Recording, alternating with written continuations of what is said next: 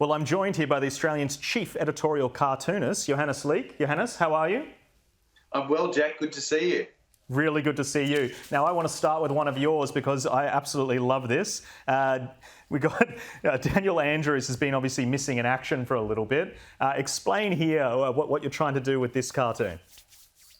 Well, look, this cartoon was drawn in relation to the tweet by Andrew's wife, Catherine, who tweeted that she was back on the tools and giving Daniel Andrews a home haircut before he came back to work. So I wanted to, get right into that scene and have her showing him what he looks like to himself.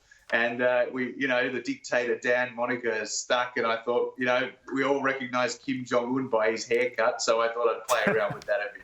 It is an absolutely brilliant haircut. Well done.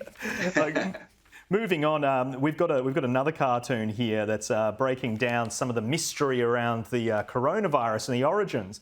And now this seems to be a fairly accurate portrayal of what's happening on a global stage. Everyone pointing fingers. Yeah, this is Brett Lethbridge at the Courier Mail, and he's cleverly sort of tied it in with the state of origin, which was also the big football match of the week. But yes, look, I think he's done a great job here. There's finger pointing going on all over the place. Nobody wants to be lumbered with the blame for this pandemic, and at the end of the day, there are no winners because the public are left in the dark as the sort of debate rages on. Yeah, it's a really important point. Here we've got one here about Anastasia Palaszczuk, the vaccine tweet. I'm guessing that was to do with the fact that she got a Pfizer vaccine, which is quite sought after, but then said it was okay because she was going to go travel overseas. Yeah, and apparently it was because she'd had an accidental dog bite from her dog, which looks like the most placid dog I've ever seen in my life. I don't quite know how that happened. But look, no matter how many times I listen to that excuse of hers, it doesn't actually make any sense to me. You go in for a tetanus shot, why couldn't she have had the jab months ago? None of it really made sense. But, the poor old dog's copping the blame in this one by Warren Brown. No, yeah, Warren's great. It's really good. Now, Melbourne, it's been knocked off the list of most livable cities. Well, it's gone down anyway. What's going on here in this cartoon? Well, yes, Mark has brought together the news of Melbourne's sliding down the rankings in the Economist's most livable cities list, but based on the lockdowns that they've had and the awful time that Melburnians have had and Victorians in general during this pandemic, but now they've had these awful storms this week, wild weather throughout Victoria, and so it hasn't helped in the livable city states, that's for sure.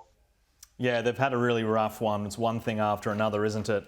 This is also again in Melbourne. Obviously, they're about to come out of lockdown, but it's been pretty grim for them. What's happening in this one? Well, look, Mark Knight has drawn this beautiful Dan's Hotel Quarantina a number of times in his cartoons, and here we've got these, the two people entrusted with finding out where this Delta leak has come from, and he's saying we've got to find out where this outbreak of the Delta variant of the coronavirus originated from, and then his partner there is looking at Dan's Hotel Quarantina, and she's pretty sure she knows, and sure enough, it was another escape from a quarantine hotel. And last one of the night by Mark Knight. Obviously, the royal baby getting the Queen's name, etc. What do you make of this one? I love this one. I named this child Lilibet Diana Mountbatten Windsor Carbon Neutral Greta Oprah Hollywood Wokedom Wind Turbine Clooney. And then did we forget anything? Bitcoin is very popular these days. I think he's nailed this couple. They latch on to whatever trendy ideas and trendy sort of personalities are around that they possibly can latch onto, and that poor kid, grows up with the name Lilibet. It's going to be pretty awkward, I would imagine. Well said. Johannes Leak, thank you very much for your insights.